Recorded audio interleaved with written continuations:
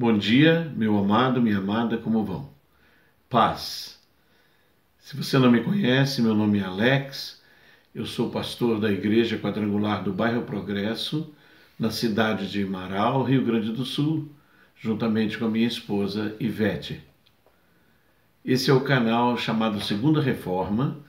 Quero pedir para você, antes de mais nada, se você não se inscreveu ainda, faça a sua inscrição aí no nosso canal.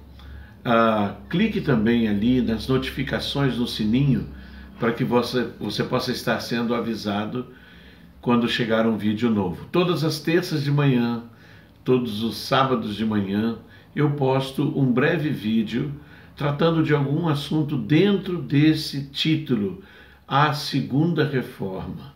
Este canal que procura rever assuntos relacionados à igreja cristã no mundo, especificamente a igreja evangélica, algumas práticas nossas, algumas formas que nós utilizamos para expressar a nossa fé. E existem vários assuntos que eu tenho tratado aqui, assuntos que precisam realmente ser revistos, repensados, recolocados, reativados na nossa vida diária. Hoje eu quero estar falando de uma coisa muito importante. Desde o princípio de tudo, a comunicação tem sido algo muito importante. Eu sou um comunicador, eu sou um professor de comunicação. Eu ensino línguas estrangeiras há 37 anos, mais especificamente inglês e espanhol. Sou professor de português também. Mas enfim, por que eu estou falando isso para você? Quero fazer essas perguntas para você. Você fala alguma língua estrangeira? Não? Você fala bem a sua própria língua? E inglês, espanhol? Não? Mas se você é evangélico, você certamente deve falar uma língua que você nem sabia que existe.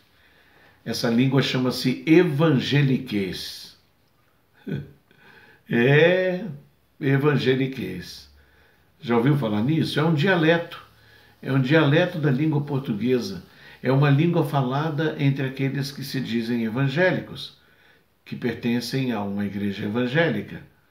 Seja qual for o nome, seja qual for a placa, a maioria dessas pessoas usa uma linguagem própria, um jargão que só é utilizado entre eles. E nós precisamos nos preocupar um pouco com isso. Sabe por quê? Porque as pessoas, de uma forma geral, não falam essa língua. Eu vou dar um exemplo para vocês.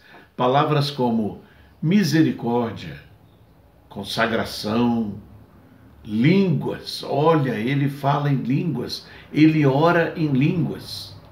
Monte, apelo, entregar a vida, salvar a alma. Ela foi tomada. Ou aquele irmão foi arrebatado. Cair no espírito. Outro dia oraram por mim e eu caí no espírito.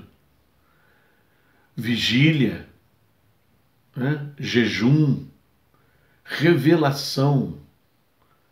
Deus falou comigo. Eu não questiono nenhuma dessas coisas. Eu sei que essas coisas acontecem no nosso meio, esse meio que chamamos de evangélico. Eu mesmo já participei de algumas dessas coisas, participo às vezes, tenho dons espirituais que precisam ser tratados com muito cuidado, especialmente quando estamos falando com pessoas que não conhecem a nossa língua, esse evangeliquez. Quando você está falando com um marauense, um gaúcho, um brasileiro de forma geral, que não é evangélico, você precisa cuidar muito que tipo de comunicação você está usando com ele ou com ela. Caso contrário, a pregação do evangelho, a transmissão do evangelho para essa pessoa vai falhar. Ela não vai compreender exatamente o que você está querendo dizer se você usar o evangeliquez. Você tem que falar com essa pessoa numa língua que ela compreenda. Pois esse foi o trabalho de Satanás desde o início. Ele trabalhou na comunicação entre a mulher, a serpente, depois a mulher e Adão quis, inclusive, confundir a Deus quando Deus perguntou: Adão, onde você está depois de ter pecado? Não é? Então a comunicação é uma coisa muito séria. Abraão, falando com um dos reis daquela época, perguntado quem era Sara, aquela que estava com ele, com medo de ser morto, disse que ela era sua irmã. E aquilo trouxe um problema tremendo para ele e para ela. Na realidade, ela era meia-irmã dele. Ele disse uma meia-verdade, porque ela era meia-irmã dele, mas era também sua companheira, coisa que naquela época era compreensível. Pense sobre isso.